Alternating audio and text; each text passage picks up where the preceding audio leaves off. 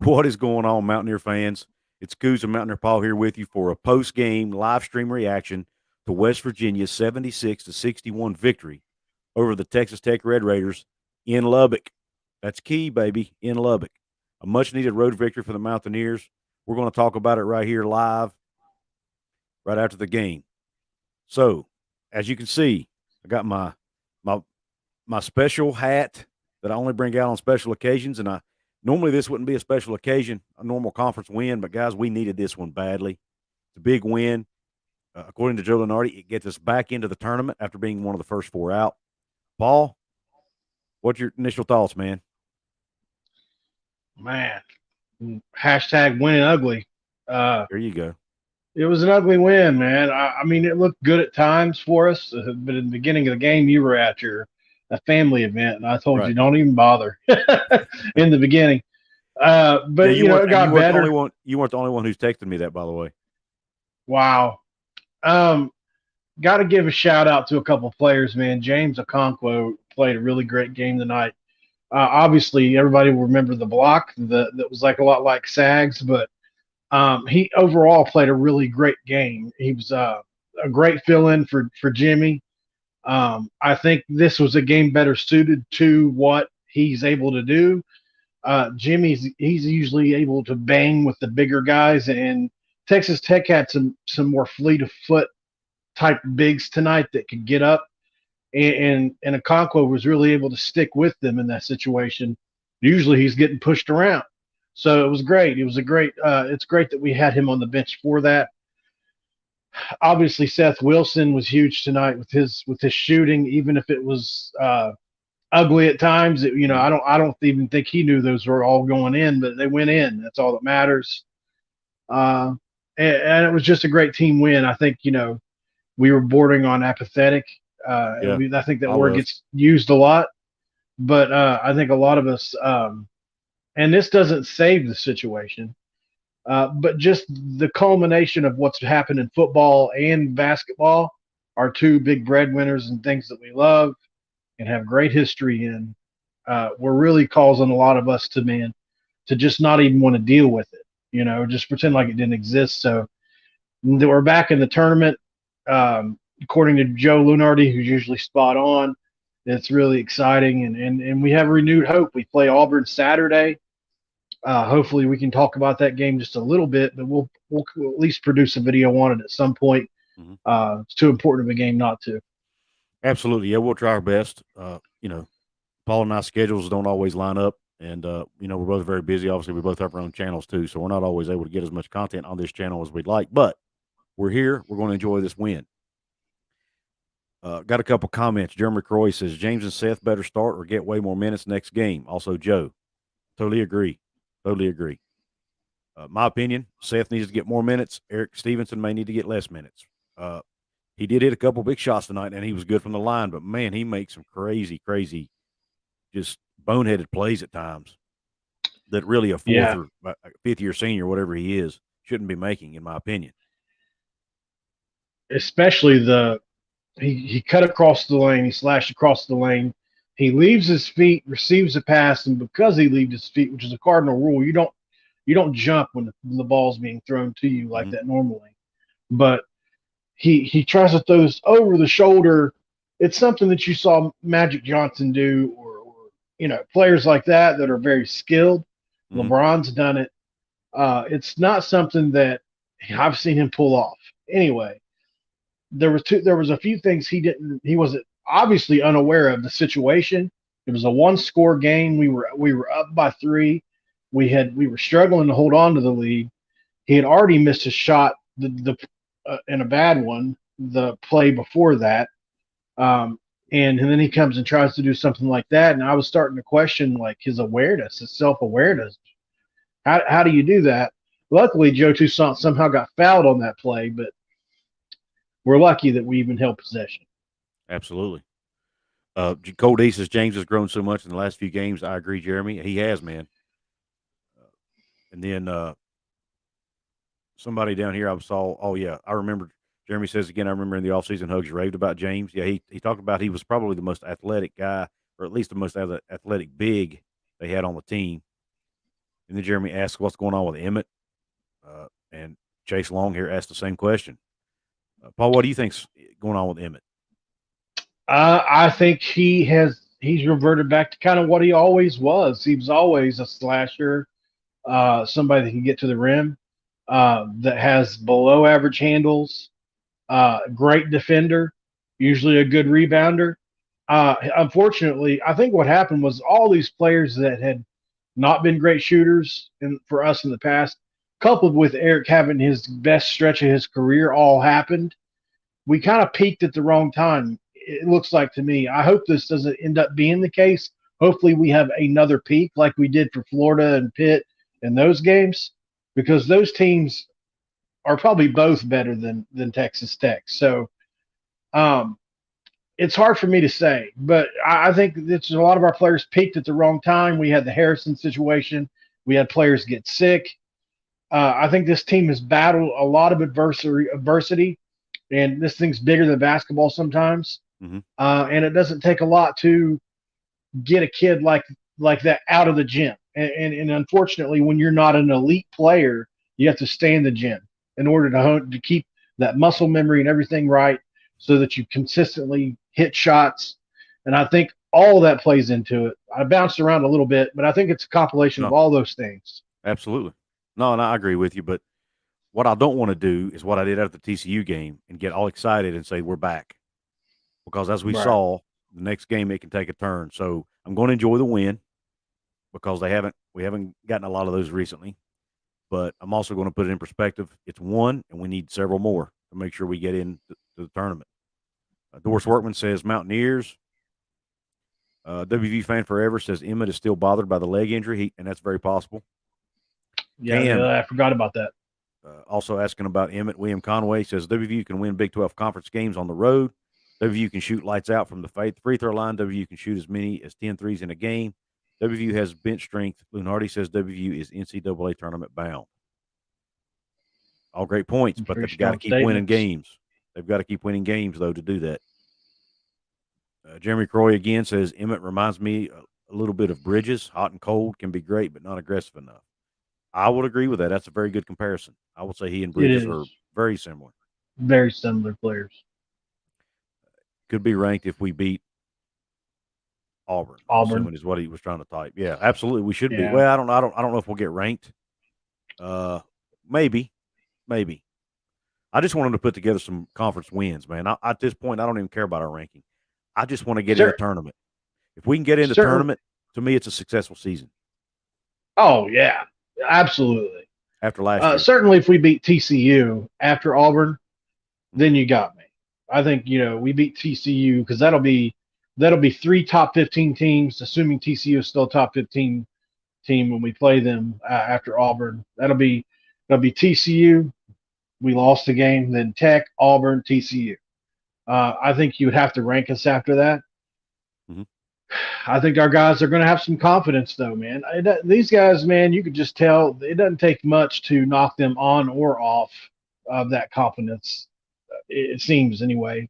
Mm-hmm. So I think this win's giving them confidence. You go on the road, you win in the Big 12. It's a hard thing to do. Texas Tech would probably be a top 4 to 5 team in any other conference. And in the Big 12, they're the worst team. So, yeah, Cole says he thinks Bridges is why Emmett left and came back. That's very possible. Never know. Because they do kind of play the same position. So, it might have been a part of it. Kelsey Whitlack says, sorry I'm late, but 3 of our 8 losses are to number 1, number 9, and number 10. They are, and that's why we were still ranked number 30 in the net before this game. And while Joe Lunardi now has us in the tournament, even though we are now 2-6 in the league because of that tough schedule. I think I heard him say we have the 5th toughest schedule in the country. Right. So, good point, Paul. They get down fast and get up fast. Auburn losing by 6 to Texas A&M in first half at home. Could the Tigers run into a trap game in Morgantown? Never know. Johnson remind me of Deuce. Yeah, I wouldn't quite compare him to Deuce. He has flashes. Yeah. He has flashes of that, but he can't do it consistently, or at least he hasn't been able to yet. And what were you going to say earlier about the Texas A&M, about the trap game? Oh yeah, we. I think you get things. I think it's probably the reverse. Bruce Pearl probably has those kids ready to play the Big 12 SEC Challenge. Texas A&M is a game that could be a trap game for them, in my opinion. Both teams could be trap games, but I think they're going to be up for the game against West Virginia. Especially, we're coming off a win. Bruce Pearl's going to have all the right coach speak to say to them. Yep. Not only that, Bruce Pearl's a guy who measures himself against the best. He always has. Mm-hmm. Very open about that. And Bob Huggins would be that to him. So, don't know how many times they've met in their careers. This is not a matchup that you talk about a lot. But Bob Huggins and Bruce Pearl, two of my favorite coaches in all of college basketball. How can you Mm-hmm. not love a coach that gets shirtless in the student section with his students? That's Absolutely, Bruce man. Pearl. I love Bruce Pearl. And I mean, listen, if Bob ever leaves, that's my guy. I want Bruce Pearl. I hear you. He had Tennessee rolling, man. I can't believe he ever even left there. Yeah. Well, there was a scandal, There recruiting was. Yeah, right. recruiting violations. Yeah. Cole Deasis think Bridges' success made Emmett see the grass is greener in Washington, and then leaving open the door back to a place Emmett truly loves. That's true. It's hard. I have a hard time being negative, saying anything negative about Emmett, man, because I mean I don't mind giving him criticism because that's what I have to do here. But the guy loves West Virginia so much, it's hard to criticize him. Jeremy Croy says Auburn is winning by 6. Auburn is losing by 8. Which one is it, fellas? Yeah, which one is it, guys? I guess I'm going to have to look. I'll check out the old handy dandy ESPN app here while we're talking. Yeah. To see which one is the actual score. Auburn, Jeremy Corey, Auburn does have length. They are. Bruce Pearl is an elite recruiter. He really truly is. If he were at a blue blood, he would have top 2 to 3 recruiting classes every year, and he does even top 20 at Auburn. Auburn is losing by 8. Oh, they are. Well, we saw that tonight. That doesn't mean a whole lot. I mean, it means something, but I don't. Alabama. Texas A&M's another team is good though. Alabama's that's losing surprising. Right to Mississippi State by 7. That's surprising. Maybe that's what they were talking about. Maybe. My fault. Mississippi State started out like we did. Yeah, they did. Auburn losing by 10 now. Wilson got on fire. He did. Wilson shot the lights out, man. Gave us a big spark off the bench and some scoring that we needed. Before we get too far along here, I want to go over the stats with everybody here real quick, the post-game stats, because they may not have had a chance to check it out yet.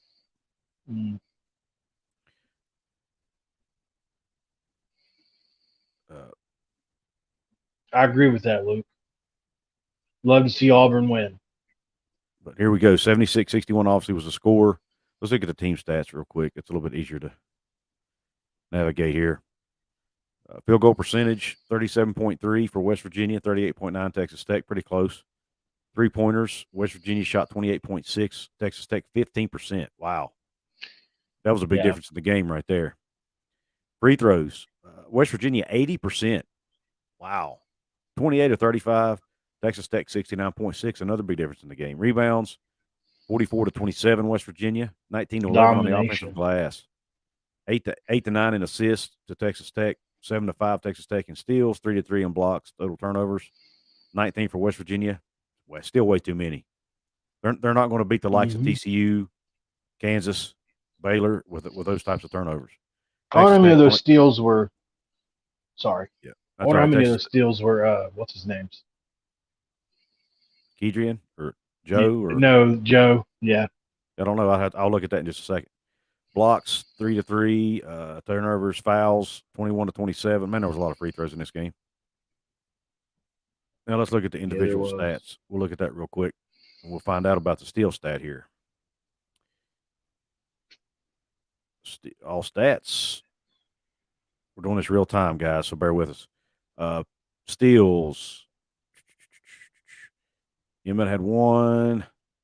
Conco had 2. That was it. None for Joe. Steals? Yes. I watched him steal it in the lane 3 or 4 different times. No, I'm sorry. I was looking at blocks. My bad.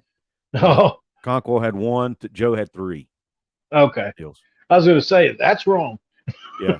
I was looking at blocks. They're right side by side. Oh, yeah. Conquo with 2 BPA blocks. 1985. I agree with that, sir. West Virginia can get into the tournament with 18 wins. I've been saying it since video 1. If you go back and watch. Yep. Me and you both. Yep. I was going to say, if you watch it from the very beginning, Couz and I both had similar outlooks for the team. We both felt like, and something I think we've both been wrong on so far, is that we felt like the team was going to peak at the end of the year. What they did to Florida and Pitt and those teams, we felt like was going to happen late in the season. And maybe it still will. I'm not saying it won't. A lot of ball to be played. These guys are still figuring each other out, but we really felt like this was going to go like this. And I felt like 18 wins was about right. I still feel that way.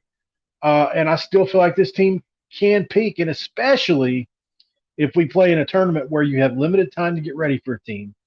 We are just we're a team that somebody does not want to play in the tournament. I feel that way. The Big 12, you get to know each other's personnel, and they know how Bob coaches. You get to prepare for teams that you don't play every day, like Auburn. We'll probably look really good against Auburn on Saturday. I predict we will, because they're just not used to us. You could probably say the same for them, but not everybody coaches the way Bob Huggins does. And on days like when we play Auburn, there's usually when that shows up. Yeah. Everybody please hit the like button for us. It gets it out to more people. Appreciate everybody hopping on here. This is for us, for this channel still being fairly new, this is a good turnout for us. But I had to miss the beginning. Oh, real quick before I get to that, I wanted to, we've said some negative things about Eric Stevenson, and probably rightfully so, but he did finish the game with a double-double, 16 points, 10 rebounds. So he does deserve some credit for that, as much as we rag on him. And I felt like he played pretty good on the defensive end of the floor too. He also had a steal to go along with that. Of course, he also had 3 turnovers, but you know what? And only shot 3 of 12 from the floor and 1 of 7 from 3. But you know what? He found other ways to help the team.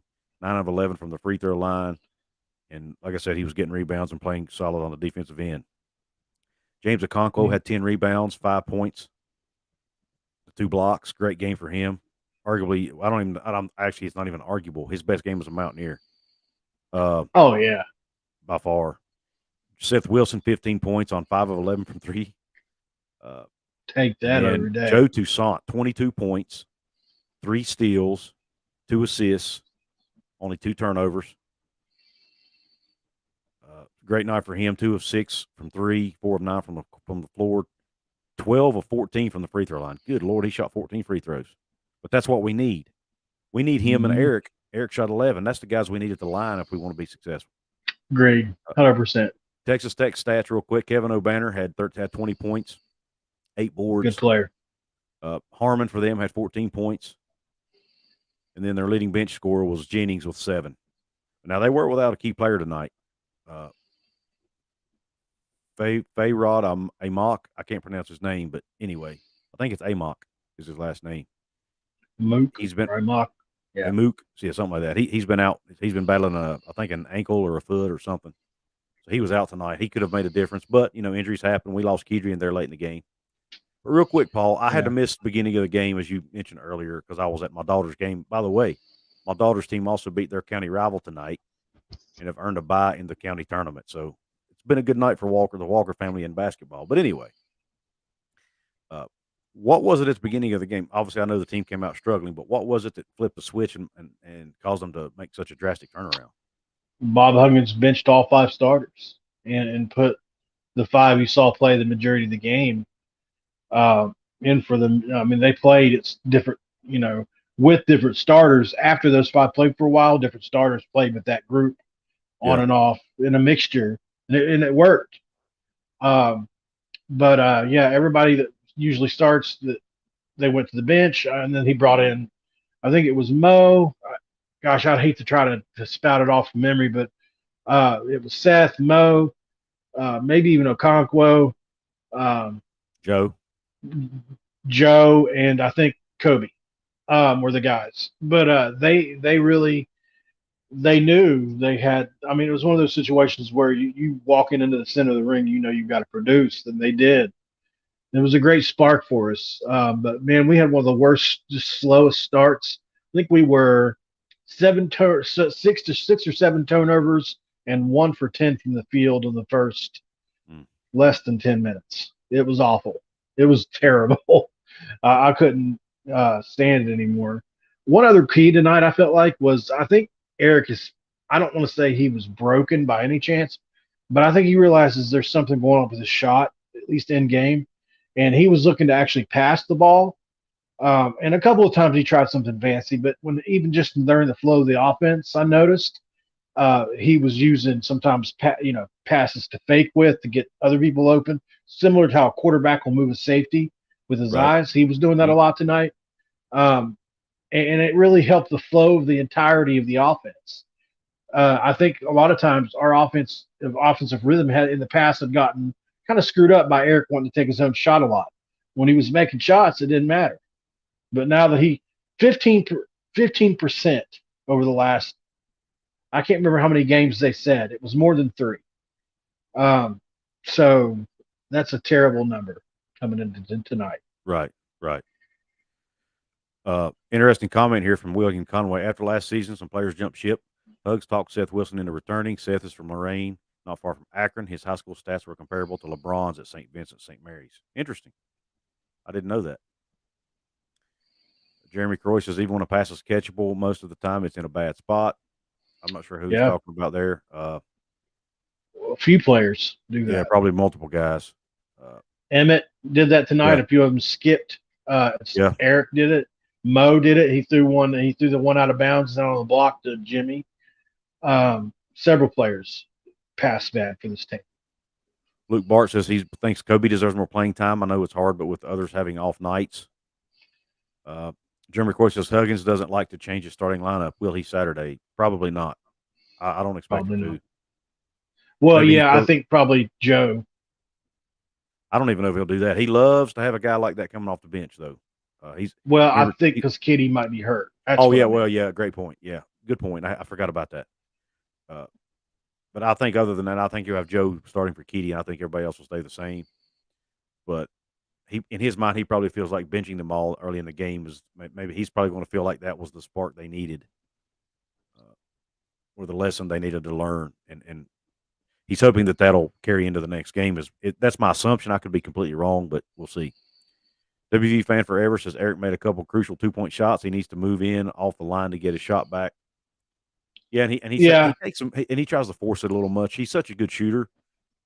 Sometimes what's a bad shot for other guys is not necessarily a bad shot for him typically. But now that he's not hitting his shots, he probably needs to change that mindset a little bit and only take shots when he can step into them, like he did off that out of bounds play where Seth Wilson saved the ball in bounds and he yep. was able to step in. Those are the kind of shots he needs to shoot, and that'll help him get his confidence back. And then he'll be able to shoot some of those make some of those tougher shots. I truly think this is just my opinion. I've had this happen to me. I was a good shooter growing up. I mean, obviously not at this level, but I did start varsity for 4 years, and I was a shooter. And there was a time when my legs were gone, and they were gone for a while. I got into an accident and hurt my ankle real bad, and it took my legs a long time to come back. But if you watch Eric shoot, he has the classic symptoms of somebody whose legs are gone, and he is truly one of those players that uses his legs to shoot the ball, Mm-hmm. like more so than others. If you go back and look at some old film, which I was able to do this past week, go look at how he shot the ball against in the first 10 games of the year. Look how much lift he got with that Mm-hmm. jump shot. And now Yeah, look at the lift he's getting. It's probably about half of what he was getting. And so he can play that way, but he's got to adjust. It takes a while for the muscle memory to kick in. If he's going to continue to shoot with less elevation, then it takes a while for that muscle memory to learn that because right. he was used to shooting from a much higher elevation. So he's either going to have to go back to that, figure out a way to get his legs right, or it's going to be inconsistent probably for the rest of the year. It could be. So he may just have to find other ways to help. Right. But, uh, And I think he will. Eric's a team. I do think he's a team guy. I don't think he's a selfish guy at all. He is a player that has a scorer's mentality, and that's the way he's always played the game because that's what his team has needed him for in the past. Yep. So now he may have to change his mentality a slight bit, at least until he gets a shot back. Jeremy says, "What's our thoughts on Jimmy Bell?" I was actually going to mention that earlier and didn't. He did have 6 rebounds tonight, but only 1 point. They haven't posted the minutes on ESPN yet, so I'm not sure how many minutes he played. But I didn't see him in the game a lot in the second half myself. The little bit I watched. But what are your thoughts on Jimmy? Well, I mean, he's had a few really great games this year for us. Obviously, against TCU was one of his best games. Mm-hmm. He's had to grow into this role. This is not a level of basketball he was used to playing at coming into this year, and he's had some really wow games for us. But tonight was just a bad matchup for him. He's a 6'10", 285-pound guy, and tonight he was playing against bigs that were nowhere near his size, that were more mobile, and they were putting him in pick and roll situations, and they were playing. You saw one of the early plays of the game was Jimmy came out to help or trap off of pick and roll, and he doesn't have the agility to get back to the roll man or the pop man. Mm-hmm. And so that's why where Okonkwo comes in or Mo, they have more agility. They're able to stick with more fleet of foot bigs like that. Agreed. So that's all that was. That's nothing against Jimmy. He wasn't doing anything wrong. It was just a matchup thing. I agree with that. That's pretty much spot on with what I was thinking too. I don't think it was anything he was doing necessarily. It was just that he did not match up well with Texas Tech's bigs, and they have a lot of them too. They have more bigs than most of the teams we play. Right. And they're not big, bulky, big-bodied bigs either. They're just tall, lean bigs with that. They're like Sumanik. Yeah. You're kind of like Pat Sumanik. Emily says, Hugs have something up his sleeve. Pat S. cleans up and benches deep. John Kelly, one of our loyal listeners, what's on here? What's going on, guys? Good to get a win. Absolutely. Hey, John. Larry says, what I seen is a team that had not a clue what they were doing, and the officiating was terrible. Officiating was terrible, but we won the game. So I don't know about the no one's doing part. They didn't make a lot of mistakes. I get it. He may have been talking about depends on when he turned it on. Yeah, he may have been talking about early on in the game, and that's probably an accurate statement if that's the case. Larry Jones says they just didn't think, and Bell just threw it away. Tech was doubling Bell down low early and had him frustrated. And then why couldn't we get the ball to Jimmy if he is so much bigger? Shouldn't they? They should have. And maybe that's one of the areas they went wrong early on in the game. Maybe they were trying to and just wasn't able to because they kept turning the ball over. Who knows? Well, like I said, I wasn't able to watch it. So one of the strategies against Jimmy Bell this year is he's really tough to cover one-on-one. For almost any player in the Big 12. He's so big, he carves out so much space, and his speeder's so good. If you give him the chance, he'll probably score 5 out of 10 times on even the best players without any help. But what teams have been doing is they've been doubling down on Jimmy and then playing passing lanes, and they've caused him to turn the ball over a lot. It's just a strategy. Mm-hmm. And I think all coaches have adopted that now since probably week 3 or 4, game 3 or 4, when they started doing this to him. And so I think, that's something we're going to continue to see with Jimmy. But there will be games where they have to solo him. So he'll get his some nights like TCU because they've got guys like Lampkin that can bang with him, or at least they thought, right? Yeah. And that really motivated Jimmy that night. Absolutely. So it's just like, any team. You've got certain nights are better for certain matchups and certain players. Yep. Well, that said, guys, I have got to make a hard stop here. Obviously, we work and school tomorrow with the family. I need to jump off, but Paul and I wanted to get on here and just give a quick game recap, quick reaction, since we hadn't been able to get much content up for a while, and this was what we felt was a very important win. So I hope you guys enjoyed it. Thanks for explaining, Paul. That makes sense. Yep, we appreciate you, Jeremy, for your support, man. Absolutely. But anyway, guys, we really appreciate it. Paul, any last words before we jump off, man? If you're not subscribed and you're in this chat room tonight by chance, please subscribe to this channel. Also, Couz's Corner, the football channel. He uploads almost every day of the week. I upload at least 2 to 3 times a week. So Couz's Corner football channel, Mountaineer Paul Talks Football. If you're not subscribed to all three of these channels, please do so, guys. We all have our own unique takes on this thing, and we both do a really damn good job. At least I feel like we do. We put a lot of time and effort to these channels, and we care about what you guys get. So we would love to have you guys on board if you're not already. Absolutely. Thanks for that, Paul. And yeah, definitely check out Paul's channel. He put up a video yesterday about West Virginia being ranked last in Athlon Sports' latest rankings, Big 12 rankings, and I felt like he did a phenomenal job. I think it was probably the best one he's done so far.